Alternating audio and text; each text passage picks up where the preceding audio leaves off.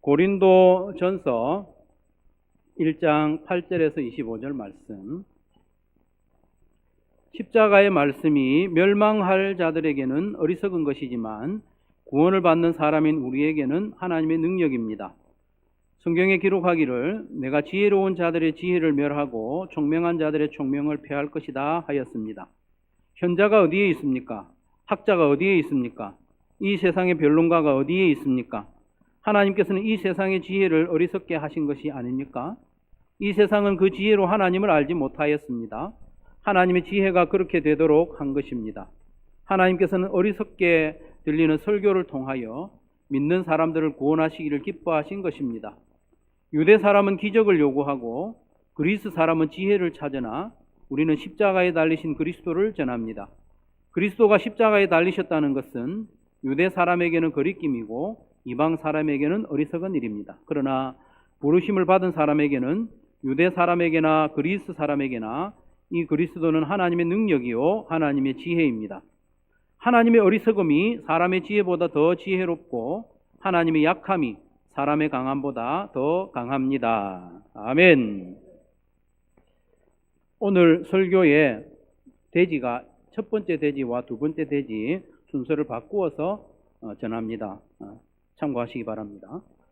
저는 대학 때 철학을 전공했지만 과학의 분야에도 관심이 많았습니다.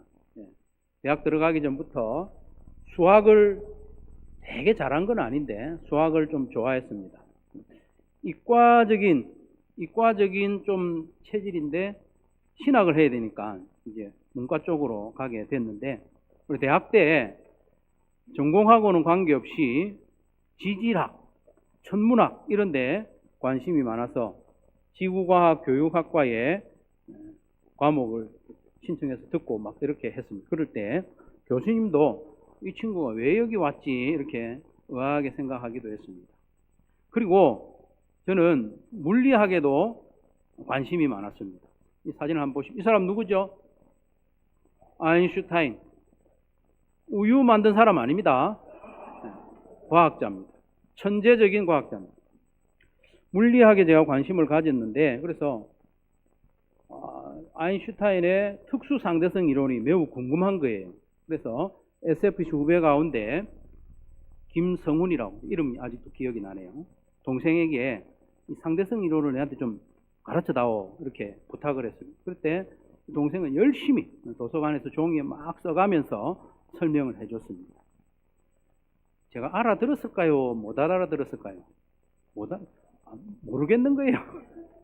그래서 제가 그 동생에게 야, 너는 이거 이해하겠나? 물어보니까 야, 머리 걸쩍col쩍 하면서 형님, 나도 모릅니다. 이렇게 하더라고요. 자기도 이해가 안 된다. 그럼 누가 잘못입니까? 누가 어리석은 겁니까? 제가 어리석은 겁니까? 아인슈타인이 어리석은 겁니까? 어리석은 질문을 하고 있죠. 대답 안 하셔도 됩니다. 제가 어리석은 거죠. 우주의 질서를 발견하고 공식을 만든 아인슈타인은 잘못이 없어요. 못 알아들은 제가 잘못입니다. 제가 어리석은 거죠. 여러분, 복음도 이와 같습니다. 복음도 이와 같습니다. 우리가 전도를 하려고 할 때 시작부터 망설여지는 이유가 뭐냐? 우리가 전하려고 하는 복음이 세상 사람들이 들을 때 이해가 되지 않고 어리석게 보이라는 것을 우리가 알기 때문에 내가 이걸 전하면 못 알아듣는 거예요. 전하는 내가 어리석게 보이는 거예요. 그래서 망설여지고 시작을 못하는 거예요. 18절에 보면 십자가의 말씀, 복음이죠. 복음이 멸망할 자들에게는 어리석은 것이지만 구원을 받는 사람인 우리에게는 하나님의 능력입니다. 한평생 복음을 전파했던 사도 바울이 한 말입니다. 복음 전하다가 순교했던 사도 바울이 인정을 했습니다. 십자가 복음은 세상 사람들이 듣기에 어리석게 들린다. 평생 복음 전한 사람의 인정이고 고백입니다. 창조주 하나님이 사람이 되셨다는 이 말을 어떻게 받아들일 수가 있겠습니까? 말도 안 되는 소리 같이 들립니다. 그것도 하나님께 반역한 죄인을 구원하기 위해 사람이 되셨다고 하니 더 어렵고 이해가 안 되는 내용이죠. 최근에 교회 나오기 시작한 분들, 그렇죠? 이홍진 성도님, 그 말이 됩니까? 이게 잘 이해가 안 되지 않습니까? 그렇죠? 예. 그건 충분히 그렇게 생각합니다. 사람이 되신 예수님이 나의 죄를 대신 지고 십자가에 죽으셨는데 사흘째 되던 날 다시 살아나셔서 그 예수님을 믿기만 하면 내 모든 죄를 용서해 주시고 심지어 하나님의 자녀가 되게 해 주신다니, 이 복음을 세상 사람들이 들을 때에 얼마나 말이 안 되고 황당한 이야기겠습니까? 어리석게 들리는 것이 당연합니다. 그래서 복음을 이해하지 못하는 그들을 충분히 이해합니다. 21절에도 보면 이렇게 말씀하죠. 이 세상은 그 지혜로 하나님을 알지 못하였습니다. 세상에 지혜 있는 사람들이라도 복음을 어리석게 여기는 거예요. 지혜, 철학자들, 이 그리스나 그 바로 위에 있는 아테네에서는 철학자들이 많습니다. 철학이 지혜를 사랑하는 거잖아요. 지혜를 그렇게 사랑하지만 복음은 그 지혜자들에게 이해가 안 되는 거예요. 어리석게 보이는 것이 복음입니다. 복음은 사람의 이성으로는 이해할 수 없고 사람의 가치관과 윤리관으로서는 받아들일 수 없을 만큼 황당하게 들립니다. 어떻게 하나님이 사람이 될 수 있습니까? 어떻게 예수님을 믿기만 하면 죄 용서와 구원을 받으며 하나님의 자녀가 되는 그 큰 복을 무료로 받습니까? 무료로. 그 귀하고 복된 구원, 영생을 어떻게 나의 선행이 전혀 없이, 나의 행함이 전혀 없이, 나의 기여는 1%도 없이 오직 믿음으로만 주어진다는 겁니까? 이해할 수 없습니다. 사람들이 이해 못하는 것을 저는 충분히 이해합니다. 그런데 여러분, 세상 사람들에게 복음이 어리석게 들리는 이유는 복음이 엉터리라서 그런 건 아닙니다. 복음은 사람의 이성으로 이해할 수 없을 만큼 높은 차원의 이야기입니다. 사람들의 권성징악적인 그 윤리관, 가치관을 가지고는 이해할 수 없는, 그보다 뛰어넘는 이야기이기 때문입니다. 제가 상대성 이론을 이해하지 못하는 것은 그 이론이 잘못됐기 때문이 아니라 저의 이해력이, 이성이 한참 부족하기 때문이 아닙니까? 그런 것과 같은 원리입니다. 대부분의 불신자들은 이해할 수 없기 때문에 하나님을 믿을 수 없다고 합니다. 하나님이 어떻게 그럴 수 있냐는 거죠. 하나님이 어떻게 그럴 수 있냐는 거죠. 그런데 사람이 다 이해할 수 있는 수준의 하나님이라면 그게 하나님입니까? 내가 다 이해할 수 있는 수준의 하나님이라면 그게 하나님입니까? 아닙니다. 하나님이 아닙니다. 사람이 이해할 수 있는 수준의 신이 많아요. 어디에 보면 나옵니까? 그리스 로마 신화에 보면 많이 나옵니다. 거기 나오는 신들은 우리가 충분히 이해할 수 있는 능력, 충분히 이해할 수 있는 성정, 그런 걸 가지고 있습니다. 사람하고 비슷한 수준, 내가 이해할 수 있는 수준의 신이라면 내가 뭐하러 믿겠습니까? 그래서 예수님이 태어나기 700년이나 전에 이사야는 이렇게 예언을 했습니다. 이는 내 생각이, 여기서 말하는 나는 하나님이죠. 내 생각이 너희의 생각과 다르며 내 길은 너희의 길과 다름이니라. 여호와의 말씀이니라. 이는 하늘이 땅보다 높음 같이 내 길은 너희의 길보다 높으며 내 생각은 너희의 생각보다 높다고 했습니다. 하나님의 생각은 우리 생각보다 높아요. 차원이 달라요. 하늘이 땅보다 높음과 같습니다. 우리가 전하는 복음은 사람들에게 어리석은 이야기로 들리는 것이 당연합니다. 당연해요. 우리가 전도할 때 이것을 기억하면 마음이 훨씬 가볍습니다, 여러분. 내 책임이 아니에요. 그 사람이 이해 못하는 건 내 책임이 아니에요. 하나님 책임입니다. 그 사람 책임입니다. 복음은 어리석게 보입니다. 두 번째로 복음을 전하는 전도도 어리석게 보입니다. 복음 자체가 어리석게 들리는 내용인데 그 복음을 전하는 전도 아무리 잘해봐야 어리석게 보입니다. 이 컵 안에 물이 들어있지 않습니까? 물이 들어있는데 여기에 들어있는 물이 오수라고 생각해 보시오. 아주 썩어가지고 냄새 많이 나는 물이라고 생각해 봐요. 이 썩어 문드러진 물을 좋은 컵에 부어가지고 여러분에게 주면 마시겠습니까? 세상에 하나밖에 없는 아름다운 컵에 부어가지고 주면 이게 냄새가 사라집니까? 그렇지 않습니다. 복음은 그 자체가 어리석게 보이는 것이기 때문에 아무리 화려하게 지혜롭게 세련되게 전해도 어리석게 보이는 것이 복음입니다. 그래서 전도도 어리석습니다. 어리석게 보입니다. 그래서 21절 하반절에 보면 새 번역과 새 개역 개정을 같이 보면 하나님께서는 어리석게 들리는 설교는 캐리그마거든요. 설교를 통하여 믿는 사람을 구원하시기를 기뻐하신 것입니다. 개역개정에 하나님께서 전도에 미련한 것으로, 전도가 캐리그마예요. 전도에 미련한 것으로 믿는 자들을 구원하시기를 기뻐하셨다. 여기서 캐리그마는 설교로 번역하기도 하고요. 개역개정에서처럼 전도 혹은 선포로 번역을 합니다. 이 단어의 이미지는 뭐냐 하면, 뉘앙스가 뭐냐 하면 일방적인 선포의 성격이거든요. 그 사람이 알아듣거나 못 알아듣거나 일단 전하는 거. 설교도 캐리그마를 설교로 번역하기도 하지만 설교는 조금 설득도 있잖아요. 그래서 선포와는 조금 성격이 다른 게 설교입니다. 믿지 않는 이들에게 복음 전하는 게 이게 캐리그마고 전도고 선포의 성격이죠.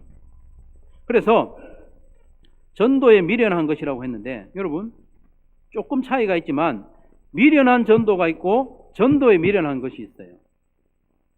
오늘 본문에서는 뭐라고 이야기하느냐? 미련한 전도가 아니라 전도에 미련한 것이라고 그래요.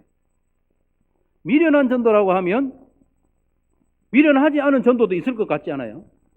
미련하지 않은 전도도 있을 것 같아요. 미련한 전도, 안 미련한 전도, 지혜로운 전도 그런 게 있을 것 같죠? 그런데 전도에 미련한 것이라고 한 거는 뭐냐? 무슨 뜻이냐? 전도는 마땅히 미련할 수밖에 없다는 거예요. 전도는 미련할 수밖에 없어요. 왜? 전도를 통하여 전하는 복음 자체가 미련하게 보이는 것이기 때문에 아무리 전도를 세련되게 해도 전도는 미련할 수밖에 없다. 그래서 전도에 미련한 것이라고 사도 바울이 기록을 한 거죠. 전도가 미련할 수밖에 없는 근본적인 이유가 그겁니다. 사람들이 볼 때 전도의 내용인 복음 자체가 미련하고 어리석게 들리기 때문입니다. 어리석게 보이는, 황당하게 들리는 복음을 아무리 어떤 모양으로 전해도 그건 어리석게 보이는 거죠. 그렇기 때문에 복음을 전할 때 어리석게 안 보이려고 너무 애를 안 써도 돼요. 애를 써도 소용이 없기 때문에 전도를 할 때 지혜롭게 하려고 너무 애를 안 써도 돼요. 아무리 지혜롭게 해도 결국은 전도는 미련하게 보입니다. 어리석게 보일 줄 알면서도 복음을 전하는 전도는 정말 어리석은 거예요. 우리가 보기에는 어리석어 보이지만 하나님의 지혜라고 말씀 계속하고 있습니다. 바울은 복음을 전하다가 예루살렘에 방문했을 때 체포되었어요. 3차로 복음을 전하고 예루살렘으로 돌아갔을 때 체포되어 가지고 가이사라에서 2년 동안 감금이 되어 있었습니다. 쇠사슬에 매여 있는 중에도 기회가 있을 때마다 복음을 전했습니다. 총독이 바뀌어 가지고 베스도라는 총독이 부임했을 때 옆에서 분봉왕으로 다스리고 있던 아그리파 2세, 아그리파가 여동생 버니게와 함께 찾아와 가지고 나도 이 바울이 하는 말 좀 들어보고 싶다. 그래서 복음을 듣게 된 거예요. 복음을 전했어요. 베스도와 아그리파와 버니게 많은 고관들 앞에서 복음을 전했습니다. 그 요약이 사도행전 26장 23절 24절인데 그것은 요약하면 그렇다. 곧 그리스도는 고난을 당하셔야 한다는 것과 그는 죽은 사람들 가운데서 가장 먼저 부활하신 분이 되셔서 이스라엘 백성과 이방 사람들에게 빛을 선포하시리라는 것입니다. 바울이 이렇게 변론하니 복음을 전하니 베스도가 큰 소리로 바울아 네가 미쳤구나. 이 많은 학문이 너를 미치게 하였구나 하고 말하였다. 성도 여러분, 바울이 얼마나 복음 전하는데 전문가입니까? 평생 복음을 전했던 사람이에요. 그런 사람이 요약적으로 아주 멋지게 복음을 전했을 때 반응이 어떻게 나옵니까? 너 미쳤네. 너 미쳤네. 이런 반응이 나온다는 거예요. 그러니 복음을 전하면 어리석게 보이는 거예요. 그 내용도 어리석고 전하는 나도 어리석게 보는 거예요. 우리가 전도할 때도 사람들은 우리를 이상하게 여기는 줄로 미리 아시기 바랍니다. 이상하게 안 보이려고 노력할 필요가 없어요. 노력해도 소용이 없어요. 날도 더운데 뭘 이렇게 전도를 하러 돌아다니냐고. 내가 믿을 것 같냐고. 그 말도 안 되는 이야기를. 시간 아깝게. 돈 들이고 시간 들이고 헛고생하네. 베스도 총독처럼 우리에게 대놓고 미쳤다고 말은 안 해서 그렇지 참 어리석다. 그 시간에 낮잠이나 좀 자지. 이렇게 생각합니다. 그런데도 우리는 전도를 해야 됩니까? 어리석게 보는데 왜 전도를 해야 됩니까? 전도의 내용인 복음도 어리석게 보이고 전도하는 우리도 어리석게 보일 것이 뻔한데 우리는 왜 전도를 해야 하느냐? 이유가 있습니다. 전도는 죄인을 구원하는 하나님의 방법이기 때문에, 하나님의 소원이기 때문에 그래요. 하나님의 소원이고 예수님의 명령이기 때문에 그래요. 21절에 하나님의 지혜에 있어서는 이 세상이 자기 지혜로 하나님을 알지 못하므로 하나님께서 전도에 미련한 것으로 믿는 자들을 구원하시기를 기뻐하셨다. 미련해 보이지만 이 전도를 통하여 구원하시기를 기뻐하시기 때문에 우리는 전도를 하는 거죠. 전도가 지혜로워서 하는 게 아닙니다. 하나님의 방법입니다. 택하심을 받은 사람에게는 복음이 하나님의 능력이기 때문에 어리석어 보이지만 전도를 하는 겁니다. 1장 18절에 십자가의 말씀이 멸망할 자들에게는 어리석은 것이지만 구원을 받는 사람인 우리에게는 하나님의 능력입니다. 사도행전 13장 48절에도 이방인들이 듣고 기뻐하여 하나님의 말씀을 찬송하며 영생을 주시기로 작정된 자는 다 믿더라. 이건 사도 바울이 1차 선교 여행 때 비시디아 안디옥에서 이방인들에게 전도했을 때입니다. 먼저 유대인들에게 전도했어요. 해당에 가서 먼저 전도를 했습니다. 하나님을 안다고 하는 자들에게 먼저 복음을 전했지만 그들이 받아들이지 않는 거예요. 그래서 그러면 나는 이제 이방인들에게 간다. 이방인들을 중심으로 복음을 전했더니 어떻게 됩니까? 영생을 주기로 작정된 자는 다 믿더라.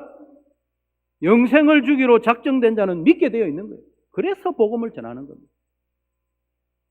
그럼 우리는 누가 영생 주기로 작정된지 알 수 있습니까? 이마에 표시되어 있습니까 혹시? 연하게라도 표시되어 있을까요? 없습니다. 누가 영생 주시기로 작정된 자인지 모르기 때문에 우리는 만나는 사람에게마다 전해야 되는 거죠.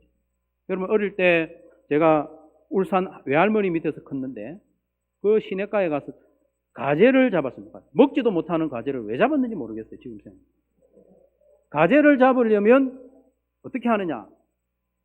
돌을 뒤집어 봐야 됩니다. 잡아보신 분들은 아시겠지만 얘가 밖에 잘 안 돌아다녀요. 돌 밑에 숨어 있어요. 근데 어느 돌 밑에 가재가 있는지 모릅니다. 만나는 돌마다 뒤집어 봐야 돼요. 뒤집으면 나타나 잡는 거예요. 전도도 마찬가지입니다. 누가 영생 주시기로 작정된지 알지 못하기 때문에 다 전해봐야 됩니다. 얼마 전에 제가 VIP 초청주일 앞두고 제가 자주 만나는 분에게 이번에 우리 초청주일 하니까 오세요. 안 온대. 자기 집안 대대로 불교래. 집안 사람이 절도 하나 세워놨기 때문에 자기는 안 온대. 이분이 앞으로 올지 안 올지는 모르지만 뒤집어 봤을 때 가재가 없는 거예요. 확인을 해야 됩니다. 어리석게 들리는 복음이지만 하나님께서 택하신 사람에게는 믿어지기 때문에 전도하는 거죠. 복음이 믿어지는 것은 청산유수 같은 언변 때문이 아니라 성령의 역사인 줄로 믿으시기를 바랍니다. 고린도전서에 보면 그런 내용이 많이 나옵니다. 같은 성경인데 고린도전서 2장 4절에서 5절에 보면 내 말과 내 전도함이 설득력 있는 지혜의 말로 하지 아니하고 바울이 이렇게 고백했습니다. 다만 성령의 나타나심과 능력으로 하여 너희 믿음이 사람의 지혜에 있지 아니하고 다만 하나님의 능력에 있게 하려 하느니라.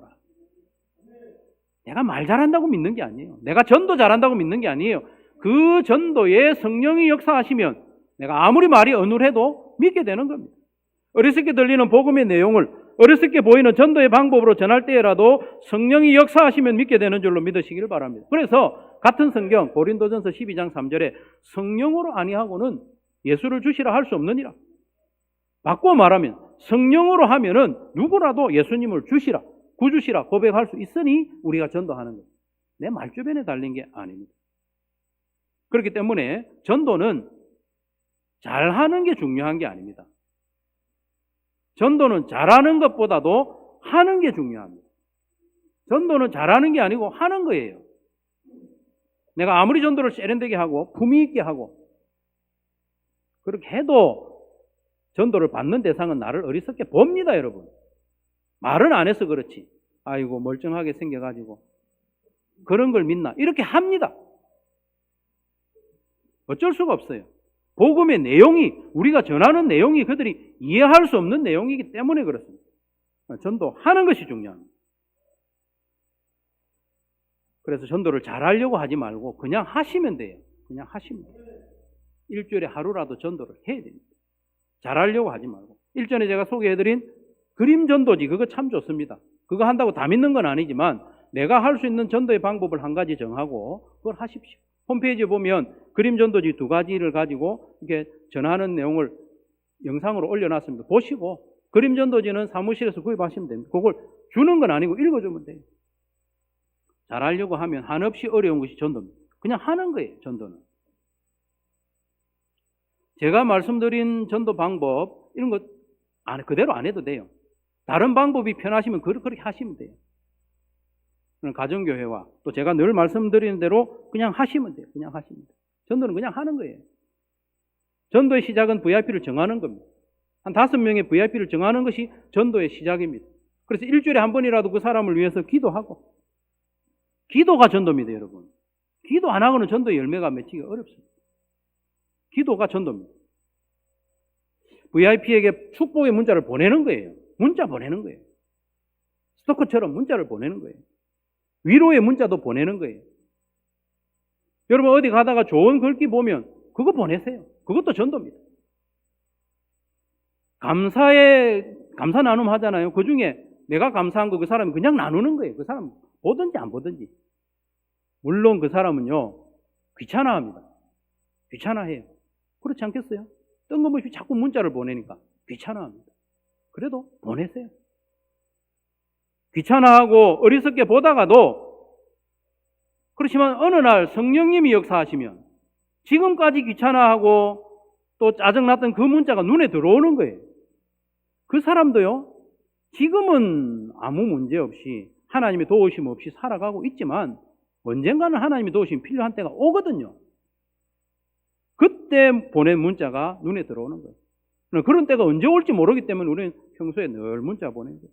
성경 구절도 한 번씩 보내주고, 받은 은혜의 말씀도 한 번씩 보내주고, 감사 문자 보내고, 그게 전도입니다.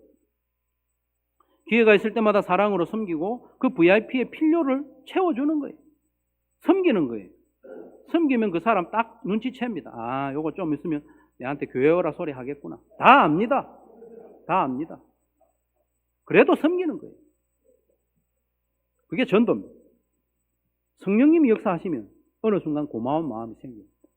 내가 한번 따라가 볼까? 생깁니다.